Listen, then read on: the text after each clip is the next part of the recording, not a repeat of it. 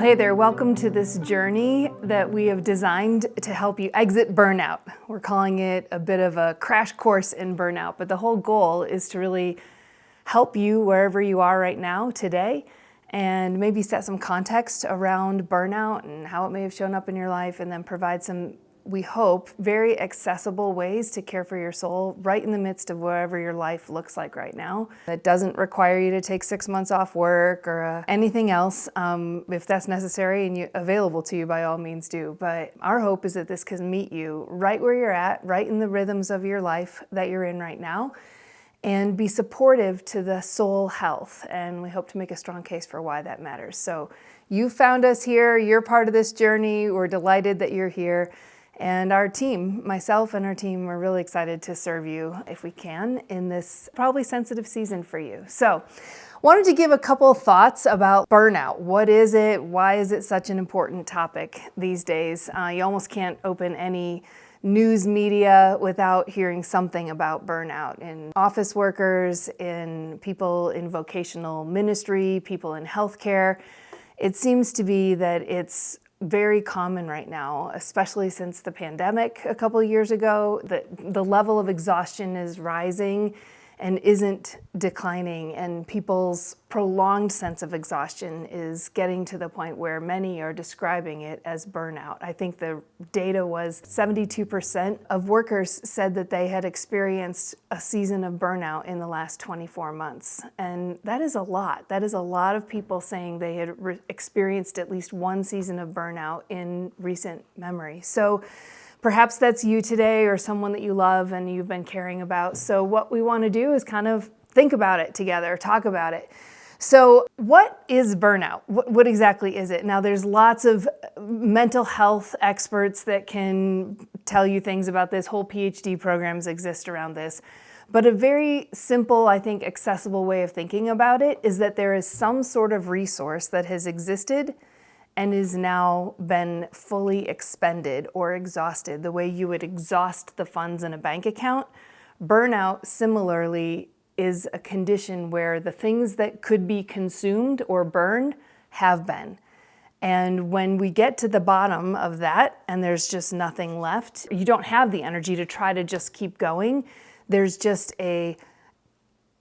like the bank account is at zero. It doesn't matter how many checks you write against that zero bank account, nothing is going to clear because there is no energy left. You could think of it as a severe depletion of our personal reserves. And when that shows up in work or in our family lives, it shows up in ways that can be extremely hard to know how to navigate. So if that's you today, just know that a lot of people have been in that place or are currently in that place right now. And it doesn't have to be the end of everything. There is much hope for replenishment and rejuvenation, but it may take some new rhythms. It may take some new effort. It may take some contrarian even ways of working against the norms of our highly driven hustle culture. So we want to invite you into that journey to restoring your soul back from a season of burnout. I would recommend one accompaniment for you in this guide is to grab a journal. If you want one of ours, great. If you pick up a Mead notebook from the drugstore, that's fine too. Or whatever suits you. Having a journal as a way that you're going to be tracking along with this journey is going to be a really important accompaniment to you. And think of it as a way of honoring your journey. I've sometimes wondered, what kind of people actually keep journals? Sometimes we don't think of it as a very serious adult enterprise. And I've discovered a connection over the years between people who journal and actually publish their journals and those of us who are wanting to restore life to our souls. And the connection is this.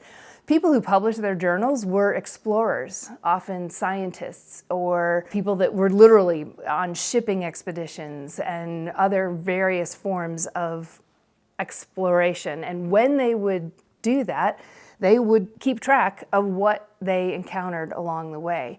And that would, you can imagine, help them remember the various things they saw, help them keep all the different things in a place where they could get back to it.